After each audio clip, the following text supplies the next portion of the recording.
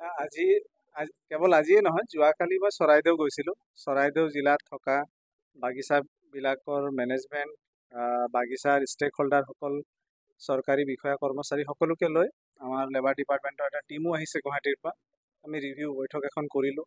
তাত বাগিচাৰ যিখিনি বাগিচা বনোৱা আইন বা অন্যান্য যিবিলাক আইন আছে সেইবিলাক কেনেদৰে প্ৰযোজ্য হৈছে, বা চৰকাৰী যিখিনি স্কিম বাগিচাৰ কাৰণে লোৱা হৈছে সেইবিলাক কেনেদৰে প্ৰযোজ্য হৈছে সেইখিনি এটা পৰ্যালোচনা কৰিলোঁ। আজিও একেধৰণৰ পৰ্যালোচনা বৈঠক ইয়াত শিৱসাগৰত কৰিলোঁ। পিছবেলা আজি যোৰহাটতো তেনেধৰণৰ পৰ্যালোচনা বৈঠক আছে।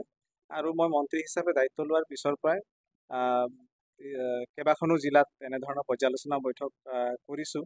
আজি যোৰহাট কৰাৰ পিছত মোৰ উজনি অসমৰ জিলাবিলাক কমপ্লিট হৈ যাব। তাৰপিছত নৰ্থ বেংক কৰিম বুলি ভাবিছোঁ।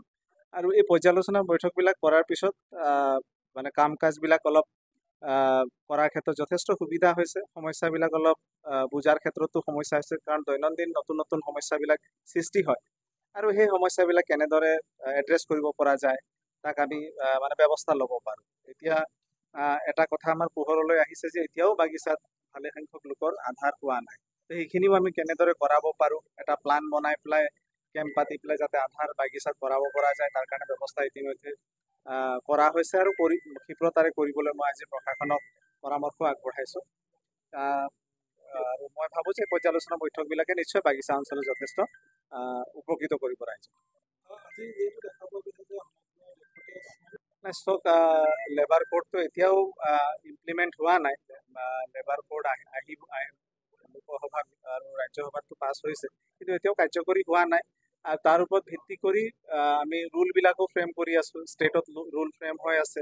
আৰু ৰুল যেতিয়া ফ্ৰেম কৰা হয় তেতিয়া সকলোকে তাত মতা হয়। তাত সকলো ষ্টেক হোল্ডাৰ, ইউনিয়ন, মেনেজমেণ্ট সকলোকে মতা হয়। আৰু ৰুলবিলাকত যদি কাৰোবাৰ কিবা সন্নিৱিষ্ট কৰিবলগীয়া থাকে তেন্তে কৰাৰ তাত স্ক'প থাকে।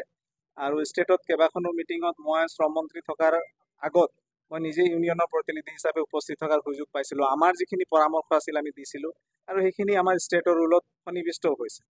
তো মই ভাবোঁ যে যিখন আইন আহিছে, লেবাৰ কোড যিখন আহিছে, মানে আগত মানে কেইবাখনো কিতাপ আমি পঢ়িবলগীয়া হৈছিল। এতিয়া মানে 4টা কোৰ্টত আহি যাব। গতিকে সেইটো হ'লে মই ভাবোঁ ভৱিষ্যতে ভাল হ'ব। যদি কিবা ক'ৰবাত কাৰোবাৰ অবজেকশ্যন আছে, কিবা যদি পইণ্টত কিবা ক'ব লগা আছে, পেনেল প্ৰভিজন, প্ৰচিকিউশ্যনত যদি কিবা ক'ব লগা আছে, তেন্তে নিশ্চয় সেইখিনি শুধৰণিৰ স্ক'প আছে, সেইখিনি কৰিব পৰা যাব।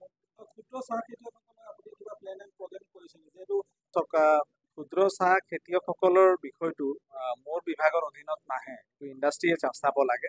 কিন্তু ক্ষুদ্ৰ চাহ খেতিয়কসকলৰ কাৰণে মোৰ সম্পূৰ্ণ আন্তৰিকতা আছে। আৰু বিষয়টো মই যেতিয়া বিধায়ক হৈ আছিলোঁ, মই বিধানসভাৰ মজিয়াতো আনিছোঁ। আপোনালোকে যদি ৰেকৰ্ডবিলাক চাই গম পাব। অসমত প্ৰায় 1,25,000 ক্ষুদ্ৰ চাহ বাগিচা আছে। আৰু এই ক্ষুদ্ৰ চাহ বাগিচাবিলাকৰ যোগেদি বহু নিবনুৱা যুৱকে বা লোকে নিজৰ সংস্থাপনৰ বাট বিচাৰি পাইছে।